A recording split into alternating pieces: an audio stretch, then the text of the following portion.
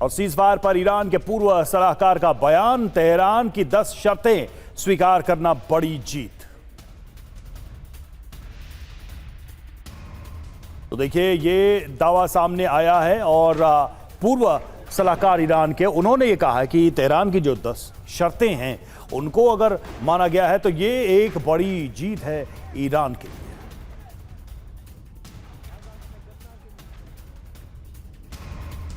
और Iran US ceasefire पर अमेरिकी अधिकारी का भी दावा सामने आया है। दावे में क्या कहा गया है? इजरायल भी ईरान के साथ सीजफायर पर सहमत है। इजरायल भी ईरान पर बमबारी रोक देगा, यह यूएस अधिकारी ने दावा किया है।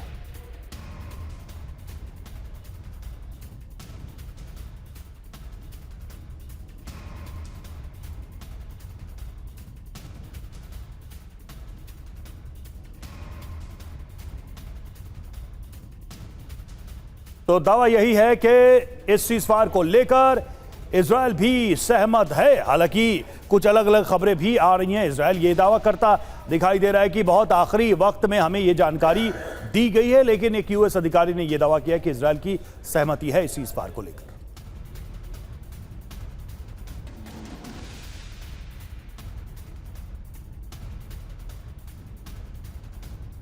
तो कई सारी खबरें आ रही हैं इस सीजफायर की सहमति को लेकर। इजरायल के संदर्भ में देखना होगा कि इस सीजफायर को कितना कंटिन्यू किया जाता है, क्योंकि सीजफायर के ऐलान के बाद भी इजरायल के ऊपर हमले हुए। इजरायल ने भी काउंटर मिसाइलें दागी हैं। और देखिए सीजफायर के बाद तेहरान में जश्न की तस्वीरें सामने आ रही हैं।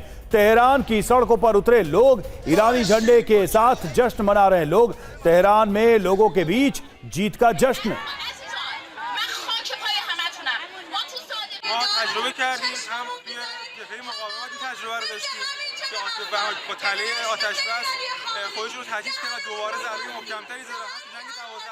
तो देखिए तेहरान में जीत का जश्न मनाया जा रहा है। तस्वीरें हम आपको दिखा रहे हैं सीजफायर के बाद। ये तस्वीरें हैं जब हाथों में ईरान का झंडा लेकर लोग यहां पर उतरे हैं और सेलिब्रेट करते दिखाई दे रहे हैं। बिल्कुल अलग तस्वीर ये हम आपको दिखा रहे हैं। अभी कुछ समय पहले, कह लीजिए कुछ घंटों पहले, कहां तो ह्यूमन चेन बनाने की बात हो रही थी, कहां तो पावर प्लांट्स के पास बैठने और ब्रिजेस पर प्रोटेस्ट करने की बात हो रही थी। और अब सीजफायर के ऐलान के बाद सड़कों पर हाथों में ईरान का झंडा लेकर जश्न मनाते लोग दिखाई दे रहे हैं।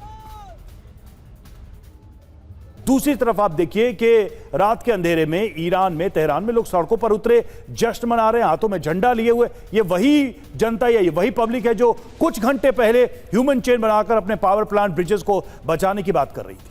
देखिए बहुत अहम सवाल आपने किया है कि तेल अवीव पर सन्नाटा है और यहाँ पर जश्न है।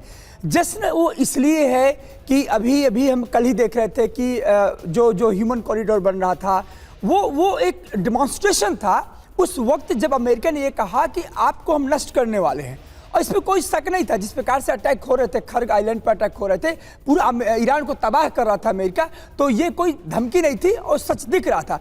उस डर के साए में यदि पूरा का पूरा ईरान की जो जनता है, वहाँ की जनसैलाब है, सड़कों पर उतर आई और ये कह रही है कि हम बच्चे हो, बूढ़े हो, नौजवान हो, कि हम मरेंगे तो देश के लिए मरेंगे। नहीं, क्या लीडरशिप की तरफ से लोगों को, जनता को यह संदेश दिया जा रहा है कि हम जीत गए, या जनता खुद ही समझ रही है कि इतनी बड़ी ताकत से इतने लंबे समय तक लड़ने के बाद अगर सीज फायर हुआ है तो ये भी एक जीत, ये बहुत बड़ी, रवि जी, ये ईरान की जनता के लिए बहुत बड़ी जीत है।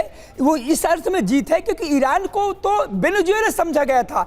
वो ट्रंप तो सोच के ही आया था कि रेड कारपेट होगी, शाह पहलवी वहां जाएंगे, मैं राज तिलक कर दूंगा, जनता, ईरान की जनता तख्ते पर रहेगी और अमेरिका अपने मिडिल ईस्ट में एक मजबूत स्तंभ स्थापित कर देगा। लेकिन ईरानी जनता ने साबित किया है कि आत्मगौरव कोई चीज होती है, अपने देश के प्रति प्रेम भी कुछ होता है। और उन्होंने साबित किया इस युद्ध में, हर बार वो जंग पर लड़े, हर बार वो सड़क पर आए। और कल की जो सीन थी ये इतिहास में दर्ज होगा, जब अमेरिका का राष्ट्रपति कहता है कि आपको मैं नष्ट कर दूंगा और 1 घंटे मात्र बाकी है, 8 बजे रात में अमेरिका ईरान को नेस्तनाबूद कर दो। उस समय जनता सड़क से बाहर निकलती है और कहती है कि हम खुले आसमान के नीचे खड़े हैं, हम तबाही के लिए ठहरे, लेकिन ईरान को झुकने नहीं दी। यही जश्न है, ये उसी वीरता का, उसी साहस का है। और आज यदि इजराइल में सन्नाटा है तो इसलिए कि इजराइल को कुछ नहीं मिला, वो तो नष्ट करने आया था और अचानक अमेरिका ने कह दिया कि सीजफायर हो गया है, तो हो सकता है कि वहां सन्नाटा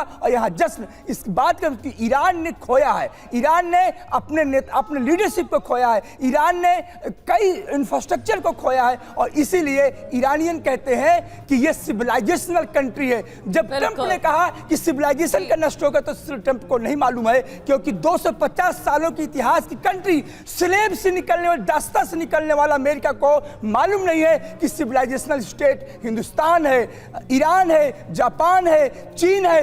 ऐसे राष्ट्र कभी मरते नहीं है। ये आज ट्रंप को समझ में आ गया होगा। बिल्कुल संदीप सर, और इस वजह से जो इजराइल की नाराजगी है या फिर वो खुश नहीं है, वो साफ तौर पर नजर आ रहा है।